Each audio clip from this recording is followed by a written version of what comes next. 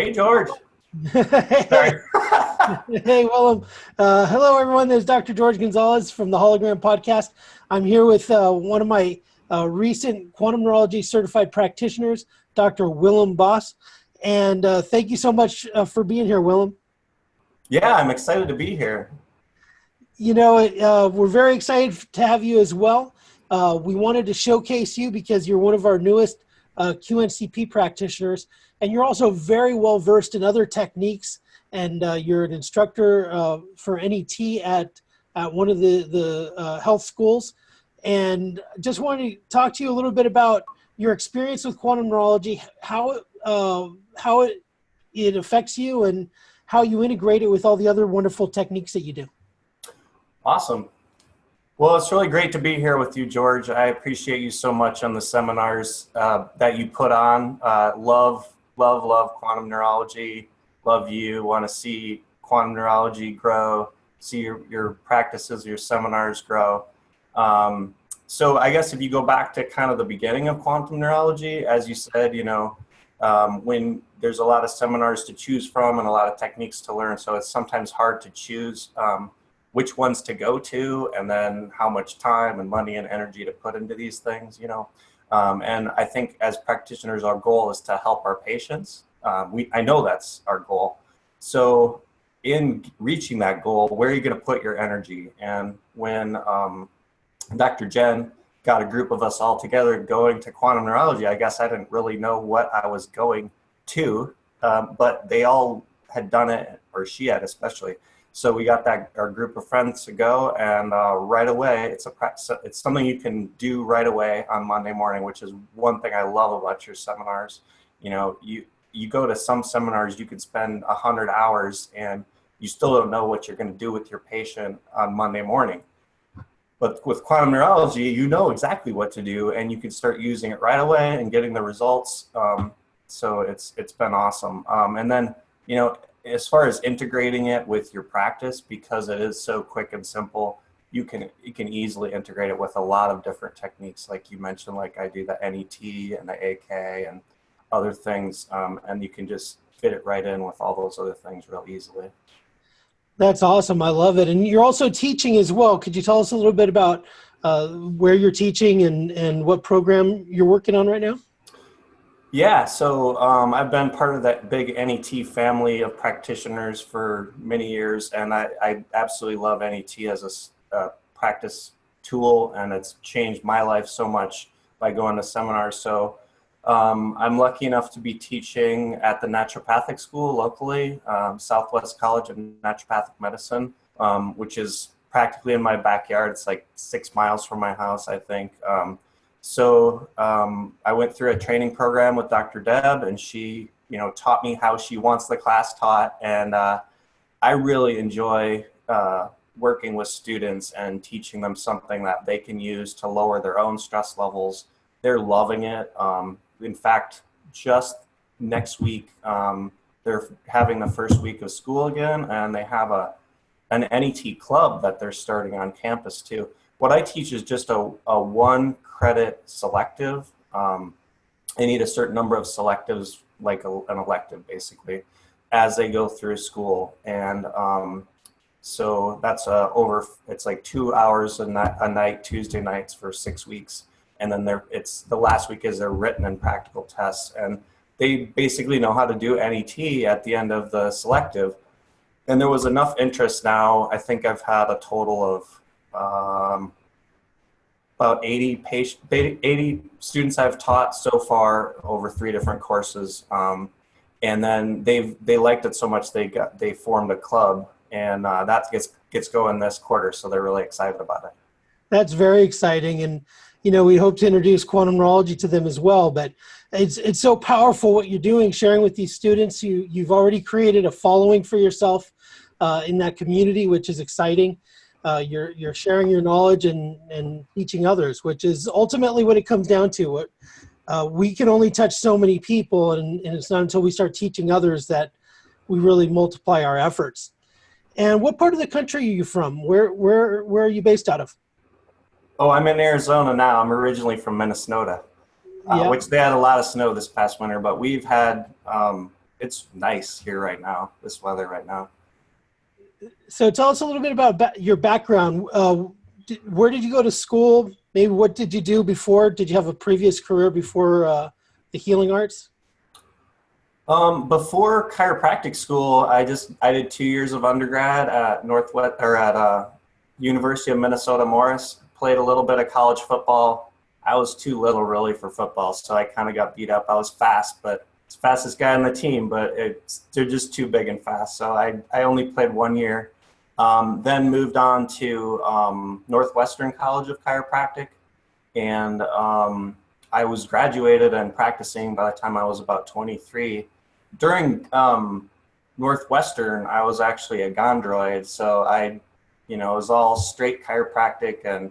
But the great thing about it was I love teaching, so I was part of the club. I became the president of the club for a while, and you got a lot of practice of adjusting and analyzing the spine, palpating, really finding the subluxations and being specific with your adjustments. And so people would come and ask to get adjusted all the time. It was great. By the time I graduated, I was a better adjuster than a lot of my classmates just because I got so much practice. And I think, as you had alluded to, when you teach something, you really have to own it. It helps you actually learn it on another level. People ask questions and you have to figure out, okay, where are they missing this? And it helps you to learn it in a whole nother fashion too. So, so I've been in Arizona since '99 practicing. And then after I graduated, I realized you can't heal everybody just by adjusting them. I wanted to. That's kind of how it's sometimes taught, chiropractic is going to heal everybody. But that's when I realized, I started doing AK because I wanted to get to the root of people's problems and, address the nutrition, the toxins, the emotional stressors. And then that took me in, I would say really I was more into the NET side of the home run formula or the triangle there, and then into the AK and then the quantum neurology. Excellent. And just for those people, in case they don't know, AK is Applied Kinesiology. NET is Neuro Emotional Technique. And when you mentioned Gondroid, that's like a nickname for a technique called Gonstead. Yes. So for those of that may not know the lingo. That's good. Yeah. But, it's so exciting to hear about all these different things you do. And, something that's really important and as awesome and wonderful as quantum neurology is, I always want people to know that as much as I would love for it to be 100% solution for 100% of the people, 100% of the time, that's not realistic. And, we are very good at providing a solution on the neurological rehabilitation side of the equation. And, I know Willem is using that part of the equation very well, but he's also using these other equations for the emotional support of the patient with Neuro Emotional Technique, NET, the nutrition and other musculoskeletal aspects through Applied Kinesiology and otherwise. And how would you say to doctors that are using a few of these techniques out there, how do you integrate them together? Because they might not have an idea about that. That's a good question. I think there's a lot of ways you could do it. I have my own brand of doing it, partly because I was already in practice for 16 years before I learned it. So I would say I had to integrate it in kind of slowly. And what I did, I'll tell you how I started, and this is the easiest way I think to start for if you're the established practice when you do this, practitioner when you do this, is I took a handful of my patients who had maybe kind of plateaued. They might have been on maintenance, but they still had some lingering issues, or they'd be like, well, every 2 weeks I have to come get adjusted, or my neck tightens up, or every 2 weeks my back tightens up, or those kinds of patients. And then I just did myotomes. If they had a lower back issue, I did lower myotomes. If they had a neck issue, I did neck, or maybe both. Probably in a lot of cases, I did lower and upper myotomes.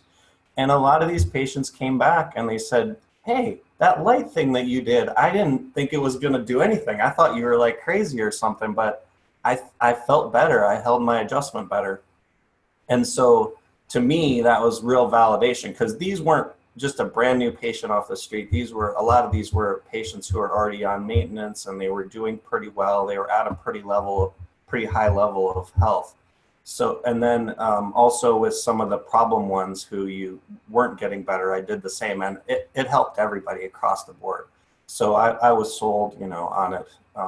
And just feeling the difference in myself when I would go to the seminars, and then the cranial nerve stuff is that work is amazing. There's just not other techniques out there that address that, especially not as effectively as QN. So I don't think there's a wrong way to implement it in your practice. You just have to start doing it. Just get that light out and start treating people with it and light them up. Light them up, light them up. Yeah. So you still, you and John Wentz still have to do the music video for the light 'em up with the That gym. would be hilarious. Yeah. So when we're doing this work, it's always exciting.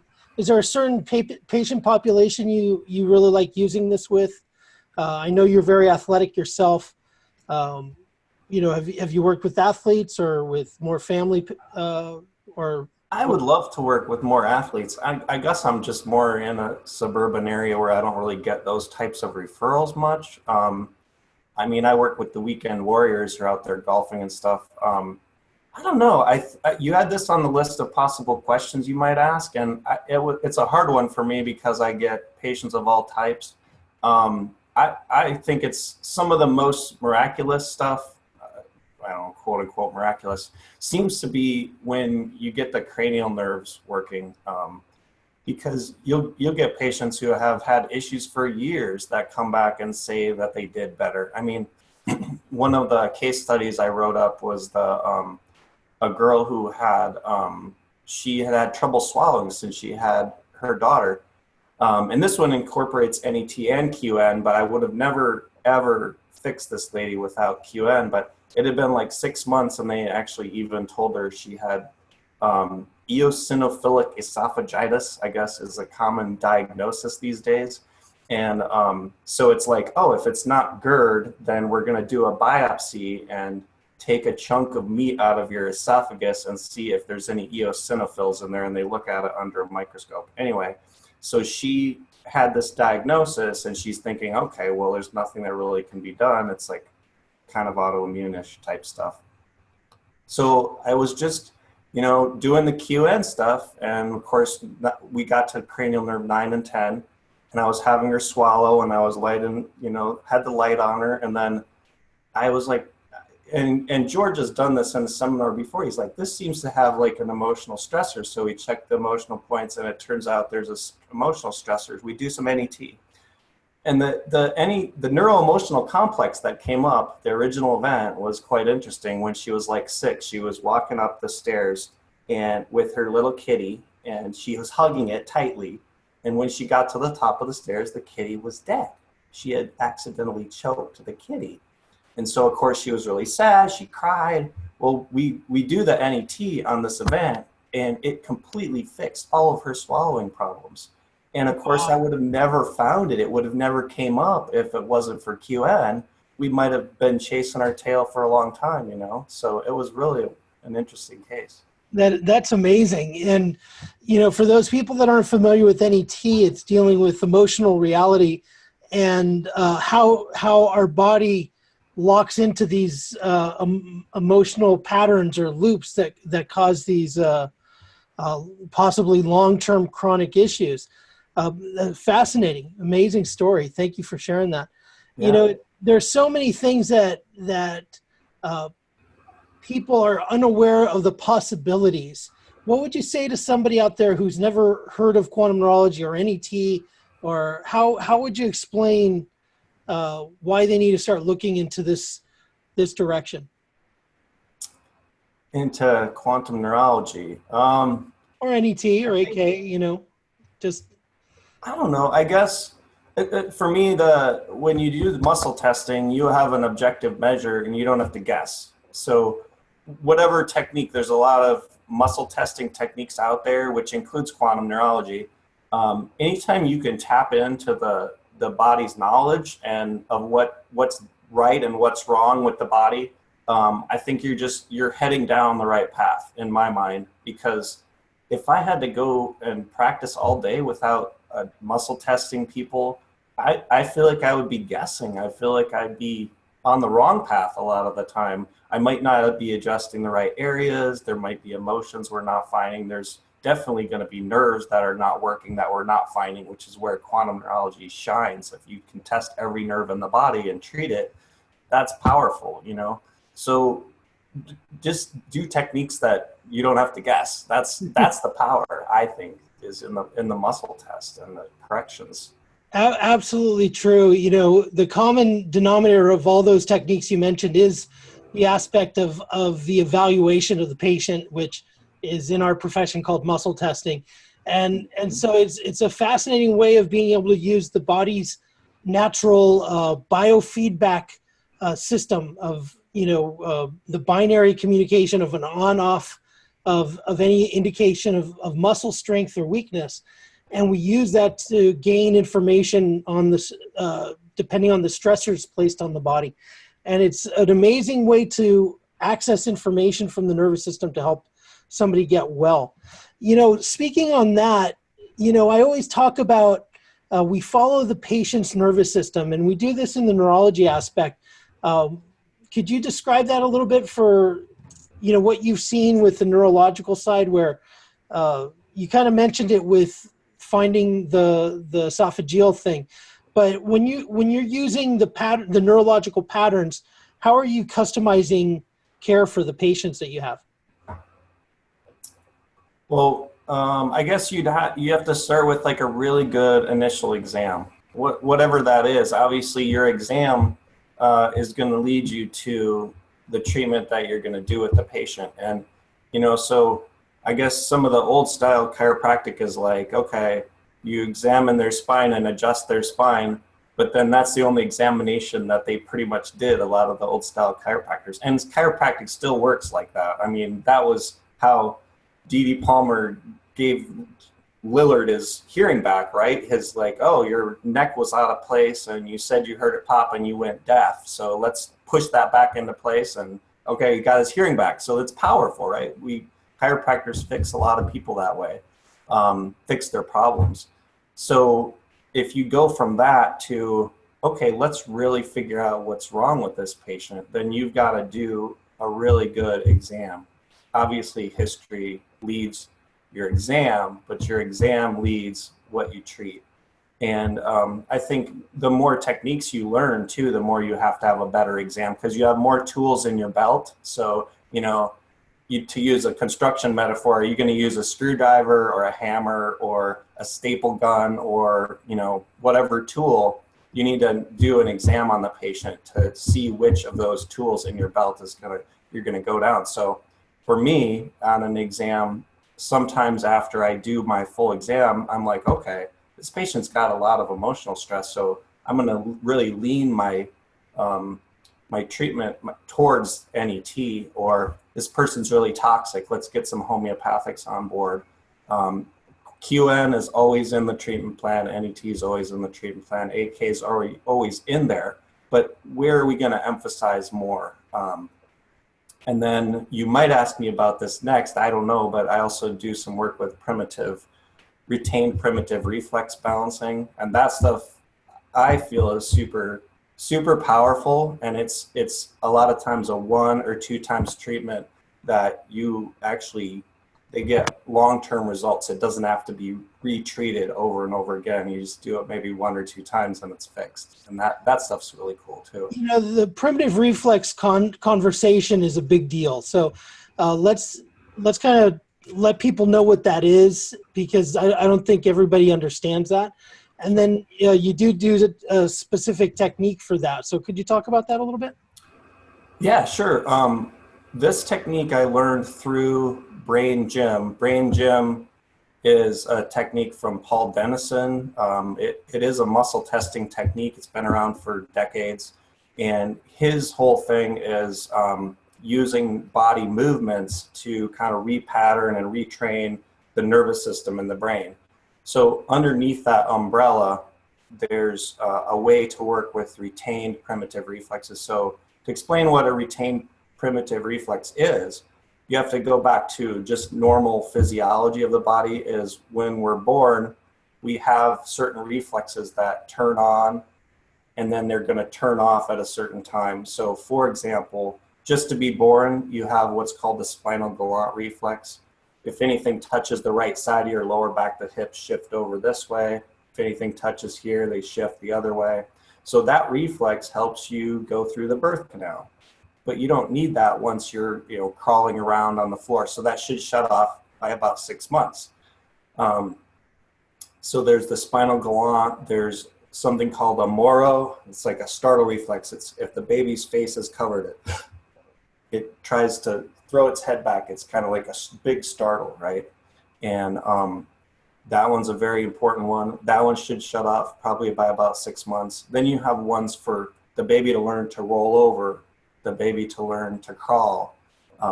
There's a grip reflex. Several of them have to do with breastfeeding. So if you stroke the baby's hand, it grabs your finger. You know how you can never get rid of that? And then the baby eventually starts to throw everything on the ground and you have to pick it up over and over again. I thought that these babies were just being super obstinate and just annoying, but that's them training themselves to not grab things anymore.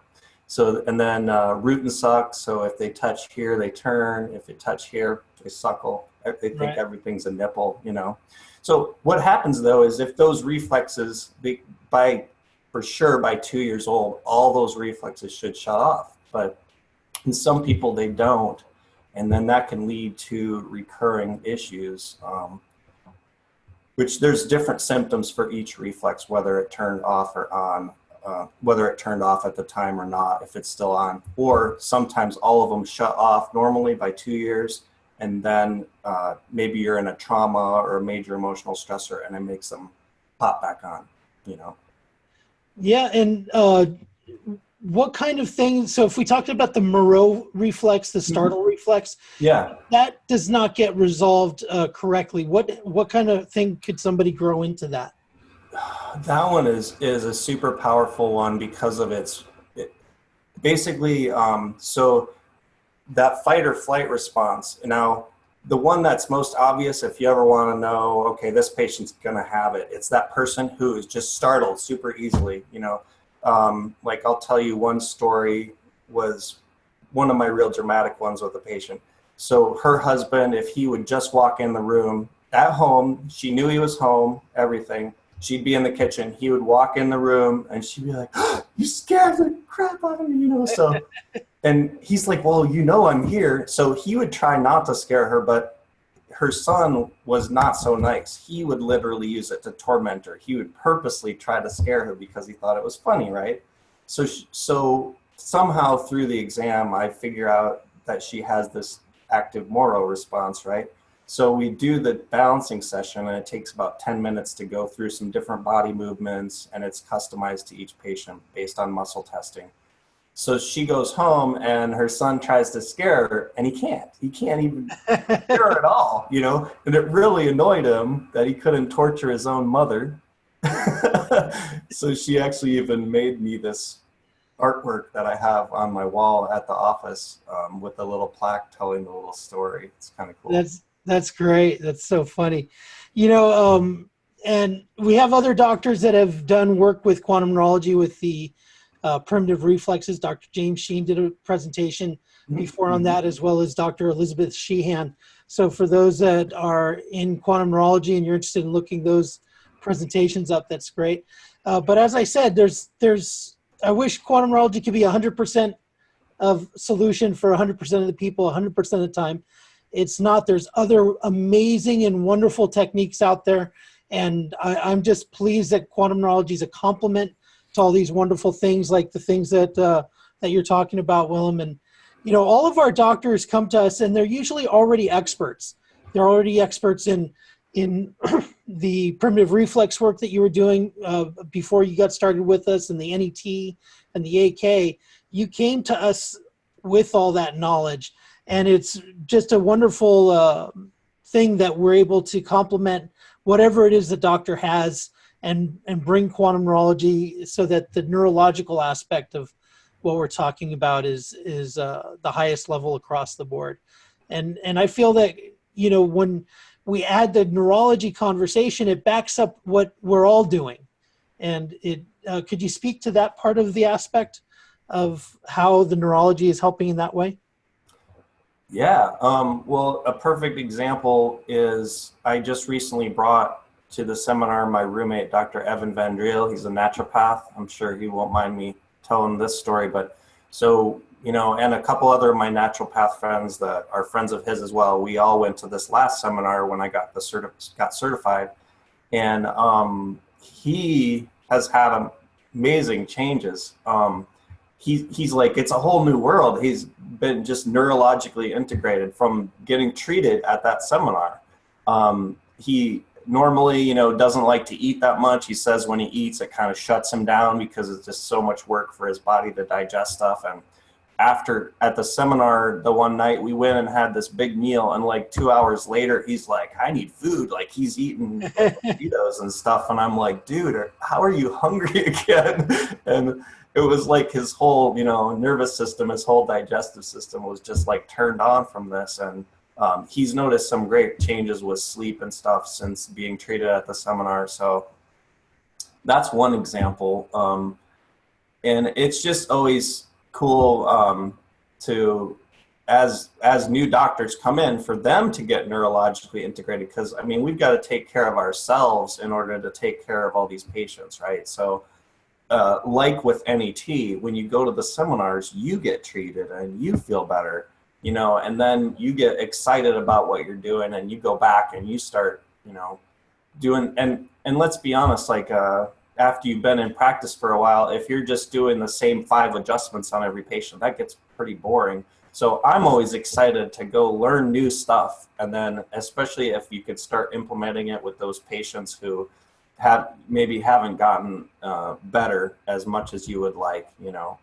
I mean, even with all these tools, you're not going to help every patient, but the ones that are tough, those are the ones that motivate me, the ones that, you know, have these recurring problems, and you've got to figure out how to help them.